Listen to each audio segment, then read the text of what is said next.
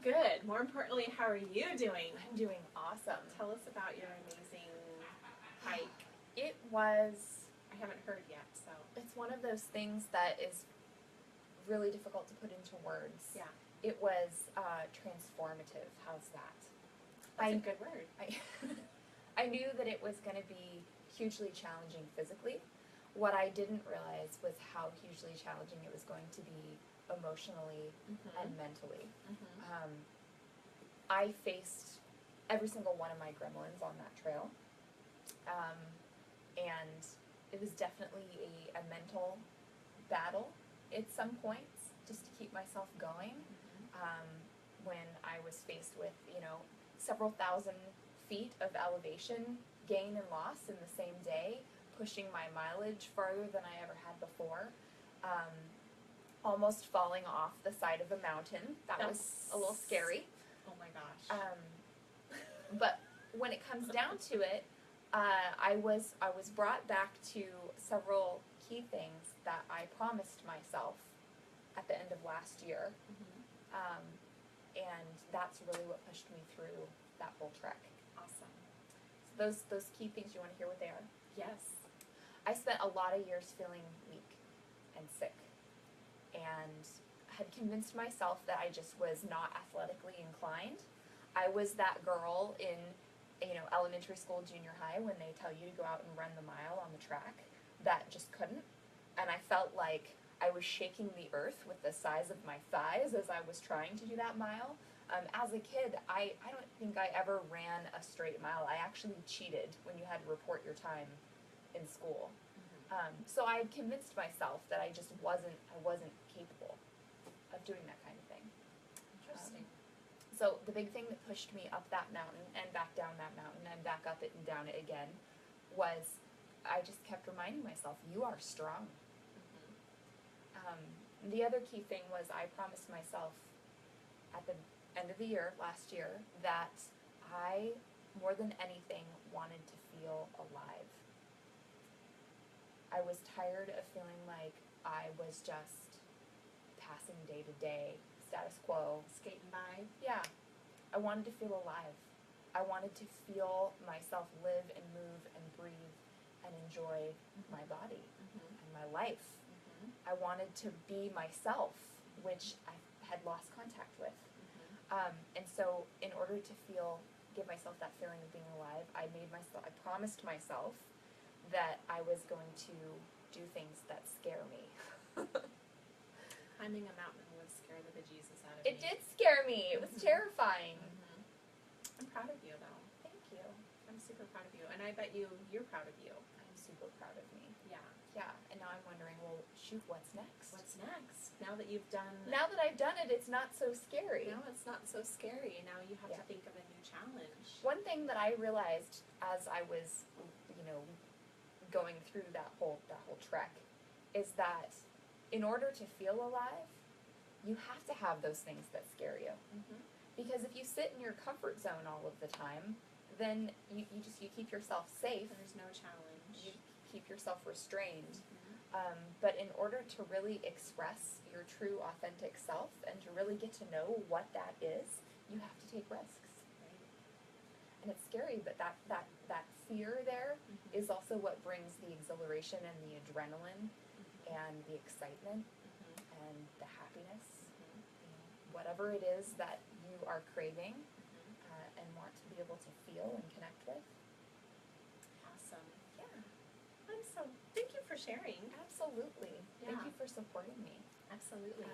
So those gremlins, it was actually really funny. You wouldn't think that your body image issues or my body image issues about having thunder thighs would come up out in the middle of nowhere. I don't have anybody to criticize me, who's paying attention.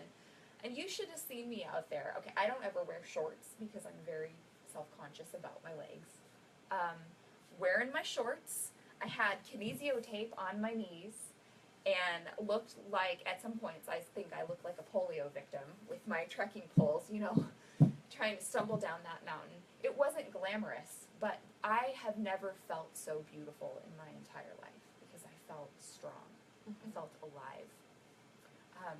So my questions for you today. Okay. If you could have a little sign that said, like, your one of your biggest gremlins, what would that sign say? So, my sign would probably say fat ass and thunder thighs, Yeah. because those are the things that I used to say to myself when back in the day, before I had my aha moment. That's definitely what my sign would have said. Okay. Maybe even add in a little muffin top in there as well. Okay. And what was that negative mantra preventing you from doing? It was preventing me from wearing things I probably really wanted to wear, but I was scared to. How was it affecting your life? It just was kind of depressing. You know what I mean? I was always, I didn't do a lot of active things with my kids because like you were saying, I can't do that. Yeah. I was not really much of an athletic kid either. I always got hurt, and so it prevented me from doing those things, from being active and exercising on. I would say I don't exercise on purpose, you know, and it was because I didn't want to feel my legs wobble. Yeah. I don't know about you, but I feel like a clumsy, uncoordinated elephant Yeah. when I exercise, even now. Mm-hmm. And I do it regularly now, but yeah. Yeah, no, I can relate to that, and I can relate to that.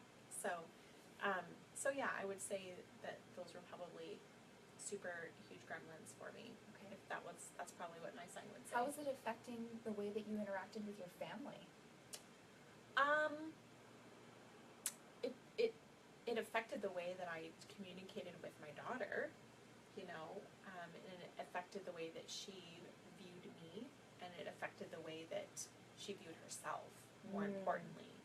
So your daughter was inheriting your she was self-image. inheriting my self-image, because every time I would say things like, oh, my fat ass won't fit on that. My fat ass ain't gonna fit in that chair next to you. So not only was she learning to talk to herself in that way and think about her body, but she was also learning to hold herself back because of it. Yes. And she was learning that basically to restrain herself. Okay. Yeah. So how has that changed since you have kind of had your little revelation? So today, like I can easily stand naked in front of the mirror and I don't really give a shit. I don't care. Like, I released all of that negative body stuff because I didn't want it to infiltrate myself, and I didn't want it to infiltrate my daughter or my son. So I had to let it go and realize that there really are more important things in the world.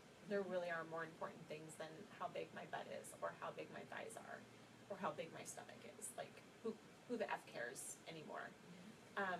So I have zero problems with, I don't care if my husband sees me naked. I could care less. I just don't care. I know how else to describe it. I just don't give a shit. Sounds to me like you have become liberated. I have. Once I let it go, it empowered me to just not care. So, how do you reinforce that for yourself? It sounds like getting past the negative self-talk and the gremlin that was in your head about, you know, fat ass, thunder thighs, any of that stuff. It's more than just getting over it, though, right? Like, Yeah. it's not something like you wake up one day and it just, like, goes away. It's a process. It is a process. So, like, if I'm trying on clothes, I don't look at it, I don't look at the clothes that I wear as in, how does this make my body look? It's, am I comfortable? Is it, do I like the color? Does it make me feel good? I don't sit there and I don't turn around and look at my ass in the mirror, I could care less what my ass looks like. And so I just, it wasn't always that way. You I come had back to to work that on question, does it make me feel good? Right. And to me, that question is about, like, bringing out and expressing the me that I know that is in here. So I went shopping last night. Yes. I went to Goodwill, which is my, like, one of my favorite places Is it to your go Mecca? shopping. Yeah, I'm a thrift shopper extraordinaire. I love enjoy my thrift shopping. And I went there on a mission. I went there specifically to challenge myself to do something that totally scared me. And this may seem small to other people, but I'm sure that other women can totally relate. Because I typically choose clothes that allow me to blend into the scenery. Like, I don't want to get noticed. I don't want to have people, like, look at me as I walk down the street. I don't want people to pay attention. I don't want anything that calls attention to my body. Specifically, the thighs that make me feel like an uncoordinated, clumsy elephant. Maybe that's what's going to be on my sign, is uncoordinated, clumsy elephant. So I went shopping last night and told myself, you are going to try on all of the things that you normally would never even pull off the rack. Okay. And I did. And I ended up buying skinny jeans, like bright orange skinny jeans. That's not a thing that I buy. Not ever. No way. I mean, you see someone walking down the street with bright orange pants, you're going to pay attention. You may not think much of anything, but you're at least going to, like, notice that person versus the person who walks down the street wearing gray. So I challenged myself to do that because I feel like on the inside, I have this loud and vibrant and boisterous personality that's, like, on fire and waiting to get out. But I've spent so many years and so much time Preserving her. Yeah, because she's kind of intense. She's a little bit too much for some people at some times. And I feel like a lot of times I get really uncomfortable when I walk into a room and go, ah! And, like, people are like, whoa. Yeah. So hold her back, restrain her a little bit, blend into the scenery, no bright, loud colors, no vibrant patterns, you know. You can't pull that off. So my challenge to myself at the moment is to kick that attitude to the curb. So I showed up today in my bright orange skinny jeans and my heels I love it. and my Grateful Dead t-shirt that I normally would never, ever, ever wear in public. Because? It's my very favorite t-shirt, and it, I have this concern that, especially being a massage therapist, there's this stigma about massage therapists are like woo-woo energy workers, and then there's the whole, like, Phoebe Buffet thing from Friends, you know, they're flighty, ditzy, hippie types, and so I try to rein that in a little bit too, because I don't want people to assume that I'm a woo-woo fairy, you know, airy fairy love goddess, whatever. But it's part of who I am. It was part of my upbringing, honestly. Yeah. So I want to wear my jewelry with crystals on it, and my Grateful Dead t-shirt with the skulls on the back, and my crazy, my awesome cowboy hat. So, what, Elaine, if you could walk down the street exhibiting your true inner authentic self, what would that Elaine look like? She would have super crazy hair. Like what? I'd probably have part of my head shaved, and I'd probably have, like, a super crazy color going, maybe multiple colors. I don't know. Jen would have a heyday. But I just really feel like, I love my short hair, but I would totally not be opposed to, like I said, shaving off part of it and wearing really outrageous makeup. I think would be really fun and really kind of go to that place where I'm expressing myself, my true authentic self would have crazy makeup. It sounds to me like your true authentic self really like you are deep down, and I know you've told me that this isn't true, and I argue. You are an artist. You're an artist, and so your true authentic self wants to show that on the outside. You want to create a sculpture out of your hair No, and so a canvas out of your face and maybe your body or whatever. So, what about, I mean, obviously, what we choose to wear on our bodies, it's not what it's all about. Right. You know, that's just the way that we choose to present ourselves. It's the unspoken message that we have to communicate with the outside world. But what other things do you think you owe yourself to be able to express that true, authentic self on the inside? How can you present yourself and interact with people on a day-to-day basis to remain true to that? So my personality is pretty outgoing, and I can pretty much strike up a conversation with anybody. I think that I wear my personality on my sleeve, and that I have, you know, I've been told that I just have a way of making people feel instantly comfortable. I don't know how I do that. I have no idea what exudes out of me to make that happen. But I feel like that's one of my gifts, is that instant comfortable feeling that I don't know how I do it. It just happens. But I would say, you know, the way that I carry myself and the way that the confidence that I do have, and the message that I have to share about women and feeling beautiful and being your authentic self and just being true to who you are, that is any opportunity that I get to hold a woman by her shoulders and look her in the eye and tell her that she's beautiful, I will take it in a heartbeat. Every time, you know, the wonderful woman at the coffee shop talks about herself, or says she doesn't like to have her picture taken or whatever because she knows I'm a photographer. She knows what I do, and she continuously says these things, and I grab her and I tell her how beautiful she is, and she blushes a little, and you could kind of see that it You know what I see, affects her a Elaine? little.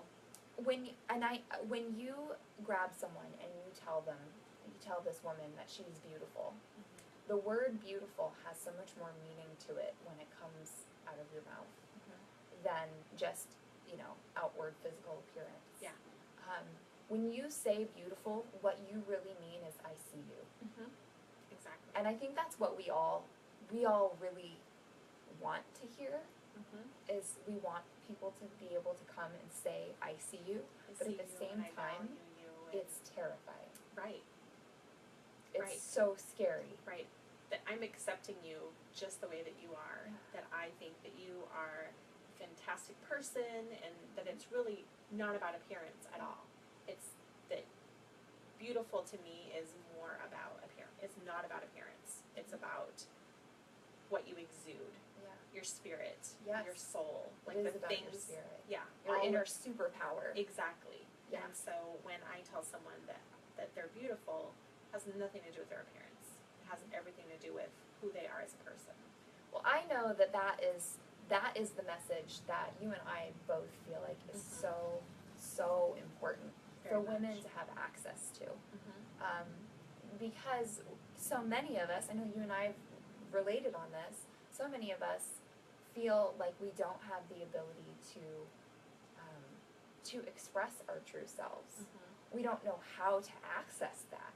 I asked one of our followers in our Dare to Be group a while back, you know, what is your individual superpower? And she said, I have no idea. I don't even know where to start looking. So that is what we are hoping to bring to the participants within our Dare to Be Me workshop. Yes. Is we want you to figure out how to access that inner superpower. Learn for yourself what your own inner beauty really looks like, and give yourself the Cannot option. wait. Yes. I am so excited about this. Can't even, the excitement, I can't even contain it. I'm so excited about it. I'm so excited. I just am. I just can't wait. So some of the concerns that I hear coming up for a lot of people are some of those little gremlins that are inside our heads. Like, well, how much am I going to have to share? How much am I going to have to open up? But I don't know anybody. I don't know any of these people. How am I going to feel comfortable doing this? I know that you had the question, like, do I have to bear all in, like, do I have skimpy, to wear black, my black underwear Yeah. and bra? Yeah. No. Yeah. Absolutely not. But you do have to give yourself permission to be vulnerable. That's the hardest part. Being vulnerable is a really hard place to get to.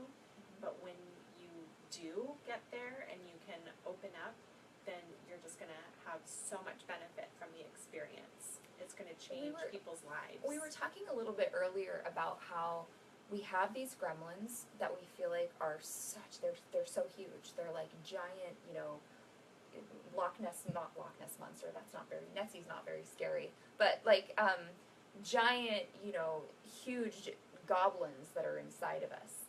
And so we stuff them down and we hold them right here where they're trapped, and we know that we're comfortable with what we know about them, and we keep them all caged and safe.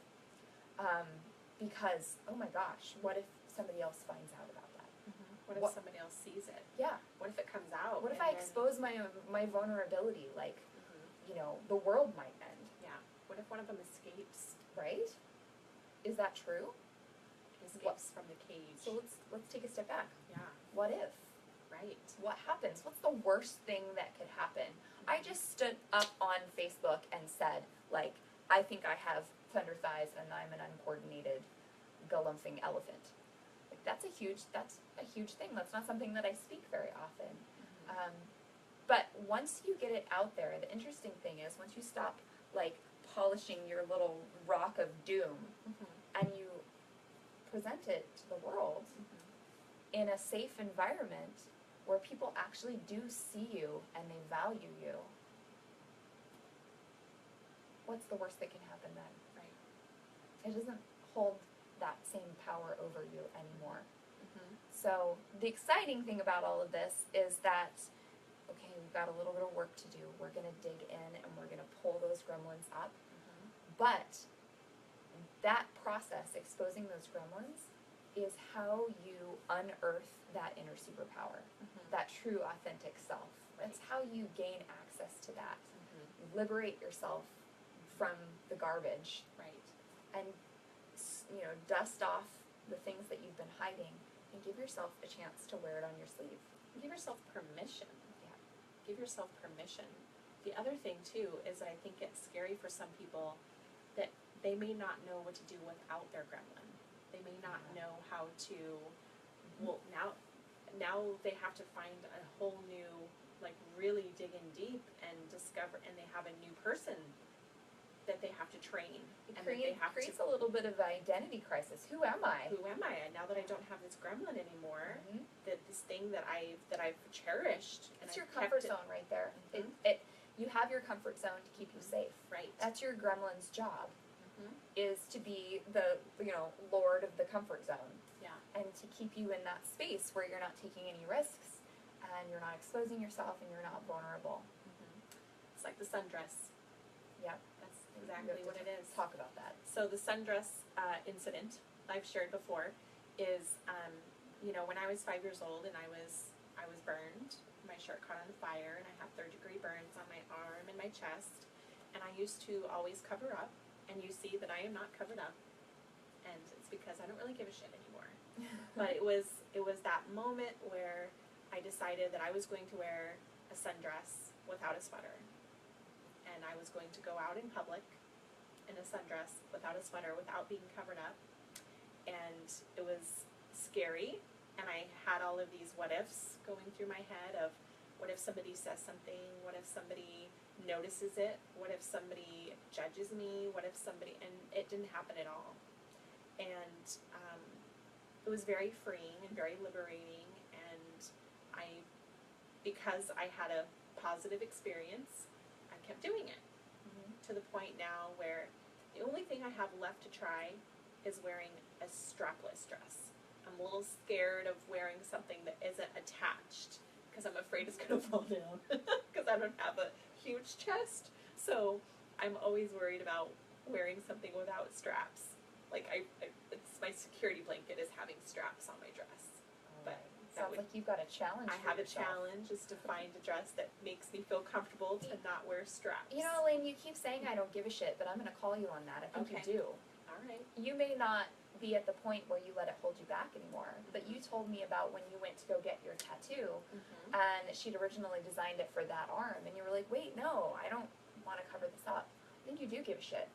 I think that you embrace it as part of your, just part of your identity. It's, I've had it since I was 5 years old. I don't know what it's like to not have it, you know?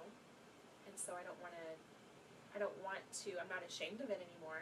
I'm not embarrassed by it anymore. Well, same thing for when you look in the mirror and you say, you know, I don't give a shit. I can look in the mirror and I don't care how the size of my butt or my, you know, my belly or whatever. I think you do give a shit. I think that you get to a point where you look in the mirror and you see the beauty.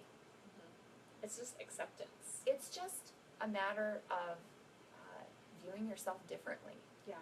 Not honing in and fixating on the one little spot, Right. but taking a look, really look at your eyes in the mirror, look at your spirit, and really see yourself.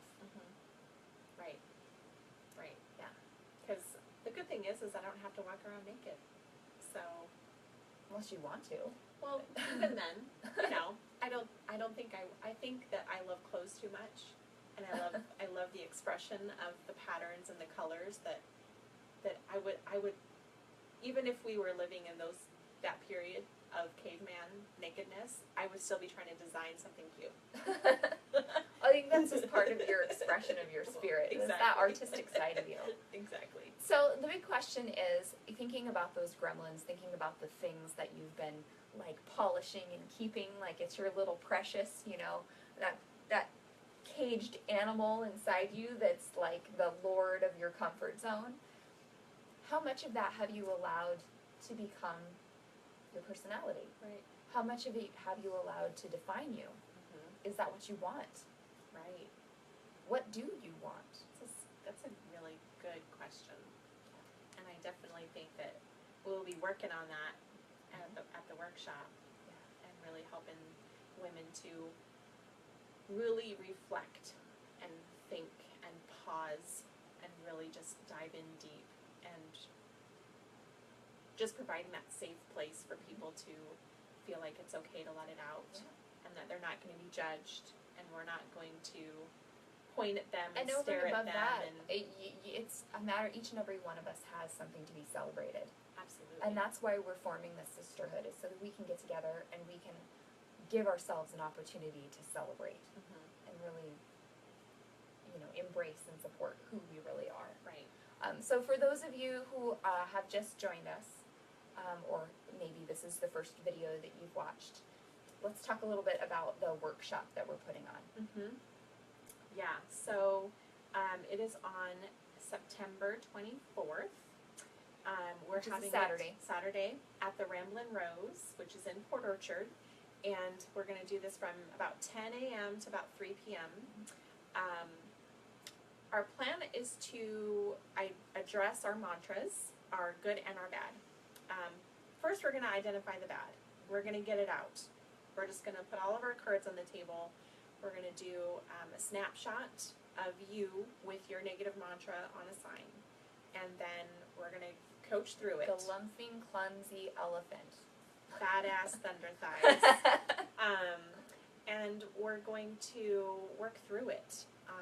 We'll have some lunch, and then we're going to dive right into our hoping you find your positive mantra. She's there. And that was the question, like I mentioned, one of our followers asked, like, how do I do even that? get there? Yeah. That's what we're going to show you. That's what we're going to help carry you through that process so that you can get there. Our signs are going to be, my new mantra is going to be fabulously decorated. And I can't wait, because I think that there may be feathers, there may be glitter, I don't know yet, but it's going to be fabulous. And we're also encouraging you to bring an outfit that expresses your true, authentic self. Whether that's, you know, bright orange pants, whether it's your favorite dress, maybe it's an accessory that you just really love, but maybe you don't wear it because you're afraid of what people might say. Wear something outside your comfort zone. Outside the comfort but zone. that like kind of secretly makes you excited. Yeah, because what we're going to do is we're going to take a new photo of you in your authentic self presentation with your new mantra. We're going to take a photo and you are going to receive that in a print, an 8x10 print that'll be matted that you could easily frame. And you're going to get to take your decorated mantra sign home. Hopefully you will hang it up somewhere that you can see it every day to remind yourself. And then we're going to have Christina come and do henna designs. And the henna is going to be really special because it's going to kind of help reinforce the positive mantra. So it's going to stain your skin for a couple of weeks. And every time you see it, our hope is that you will remember your positive experience and your new positive mantra, that it's you're going to look down and just be like, oh, You get a memento of your transformation. Yes, Yeah. exactly. That's going to last with you for a couple of weeks. Mm-hmm. And, we'll continue the Dare to Be Facebook group and just really be there to provide the support to the women that need a little extra encouragement. Because this is going to be a huge transition for a lot of women, is living with that negativity, that broken record that plays in their head. And it's possible that it could be gone forever. And so, like you were saying, having an identity crisis, and we're going to build that up with this positive, amazing spirit of whoever you are. We want to find her. We want her to thrive. We want her to come to the surface and really show up and be there. Someone told me once that by holding back my true self, I was holding back my gifts. And each one of us are given our individual gifts as, they're not just gifts to us, but they're gifts to the world. It's something that we have to bring to the world and the people around us. And so by holding back your true self and holding back your gifts, you're actually doing a disservice to other people. Mm-hmm. You have something to bring to the world for yourself and for others. You have a message. Mm-hmm. We all have one. So, as a kickoff for our workshop, Elaine, amazing Elaine over here, has done the footwork to bring the documentary Embrace to the Paulsbo Regal Cinemas. Yes. On Thursday the 22nd. Yes. The tickets are being pre-sold. We have to sell a certain number of tickets to be able to get the movie 65. to come.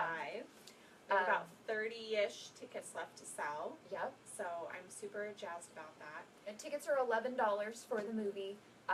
Whether you plan on attending the workshop or not, this is an awesome opportunity to go and get yourself jazzed up, get yourself excited about the positive body image, positive self-image message. Mm-hmm.